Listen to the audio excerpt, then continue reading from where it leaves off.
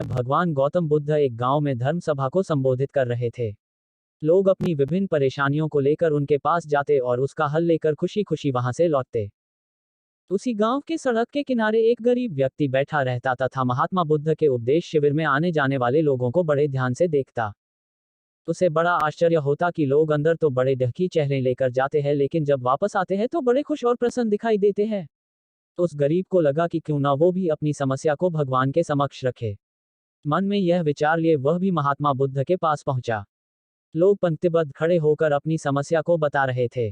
जब उसकी बारी आई तो उसने सबसे पहले महात्मा बुद्ध को प्रणाम किया और फिर कहा, भगवान, इस गांव में लगभग सभी लोग खुश और समृद्ध है, फिर मैं ही क्यों गरीब हूँ। इस पर उन्होंने मुस्कुराते हुए कहा, तुम गरीब और निर्धन इसलिए हो क्योंकि तुमने आज तक किसी को कुछ दिया ही नहीं। इस पर वह गरीब व्यक्ति बड़ा आश्चर्यचकित हुआ और बोला, भगवान, मेरे पास भला दूसरों को देने के लिए क्या होगा। मेरा तो स्वयं का गुजारा बहुत मुश्किल से हो पाता है। लोगों से भीख मांग कर अपना पेट भरता हूँ। भगवान बुद्ध कुछ देर शांत रहे, फिर बोले, तुम बड़े अज्ञानी हो।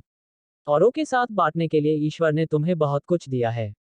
मुस्कुराहट दी है जिससे तुम लोगों में आशा का संचार कर सकते हो। मुख दिया है ताकि लोगों से दो मीठे शब्द बोल सकते हैं, उनकी प्रशंसा कर सकते हो। दो हाथ दिए हैं, लोगों की मदद कर सकते हो। ईश्वर ने जिसको ये तीन चीजें दी है वह कभी गरीब और निर्धन हो ही नहीं सकता। निर्धनता का विचार आदमी के मन में होता है, यह तो एक भ्रम है, इसे निकाल दो। कभी भी मन में निर्धनता का भाव उत्पन्न न होने दो, गरीबी अपने आप दूर हो जाएगी। भगवान बुद्ध का संदेश सुनकर उस आदमी का चेहरा चमक उठा और उसने इस उपदेश को अपने जीवन में उतारा, जिससे वह फिर कभी दुखी नहीं हुआ।